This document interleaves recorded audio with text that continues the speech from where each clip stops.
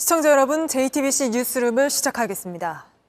정부가 전공의들에게 병원으로 돌아오라고 통보한 시한이 이제 4시간 남았습니다. 하지만 여전히 극히 일부를 제외하고는 복귀하지 않고 있습니다. 마지막 날 정부가 허심탄회하게 대화하자며 전공의들을 불렀지만 이 자리에도 몇 명 나오지 않은 걸로 전해집니다. 정부는 돌아오지 않은 전공의들에겐 연휴가 끝난 다음 달 4일부터 최소 3개월의 면허 정지 절차를 밟겠다는 입장입니다. 이렇게 되면 의료 공백은 더욱 커질 수밖에 없어 환자들 피해가 걱정되는데 전공의들과 어떤 대화가 오갔는지 바로 현장으로 가보겠습니다. 자, 황예린 기자, 전공의들이 오늘 몇 명 오지 않았다면서요? 대화는 어떻게 진행됐습니까?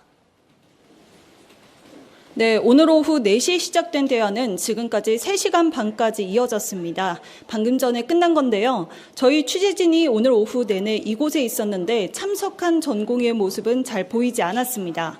실제 보건복지부 박민수 제2차관은 두 자리가 안 되게 왔다고 했습니다.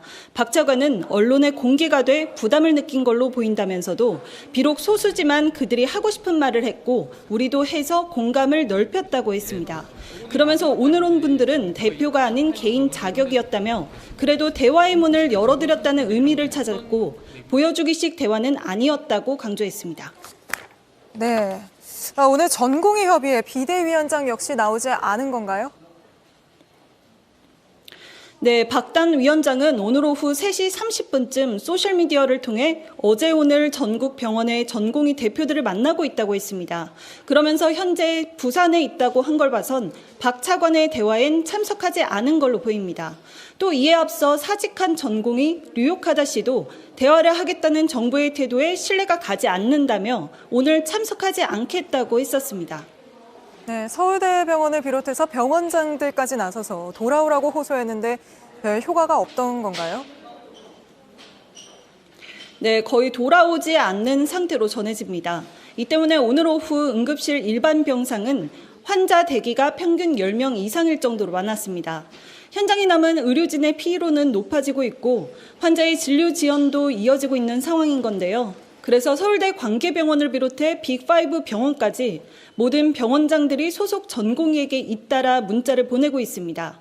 여러분의 진심은 충분히 전달이 됐다며 응급 환자와 난치 질환을 가진 환자들이 기다리고 있으니 이제는 돌아와 달라고 독려했습니다. 네, 그러면 지금까지 총 몇 명이나 돌아온 걸로 정부는 파악하고 있습니까? 네, 정부는 100개 병원으로부터 294명이 복귀했다는 보고를 받았습니다. 1명 이상 복귀한 병원이 32곳, 10명 이상이 10곳, 최대 66명이 복귀한 곳도 있다고 했습니다. 하지만 사직서를 제출한 전공의가 10,000명 가까이 되고 근무지 이탈자도 9,000명을 넘은 건데요. 실제 다시 돌아왔다고 파악된 인원은 사직 인원과 단순 비교해도 3%가 안 됩니다. 이마저도 정부가 현장에 나가 직접 확인한 수치는 아니기 때문에 정확하지 않을 수 있다고 했습니다. 네, 무엇보다 환자들이 걱정입니다. 오늘도 돌아와 달라고 호소를 했죠. 네, 중증질환연합회를 비롯해 환자 단체들은 치료를 연기하는 건 환자들에겐 사형 선고나 마찬가지라고 호소했습니다. 직접 들어보시죠.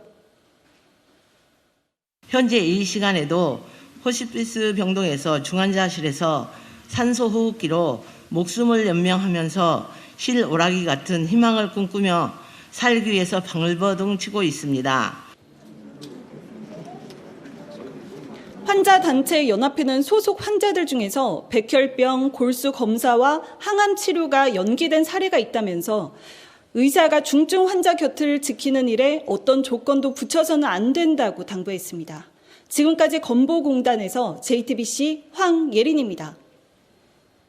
안녕하세요. 뉴스룸 앵커 한민용입니다. 오늘도 JTBC 뉴스룸을 시청해주신 여러분 고맙습니다. 오늘 저녁에도 뉴스의 현장에서 찾아뵙겠습니다.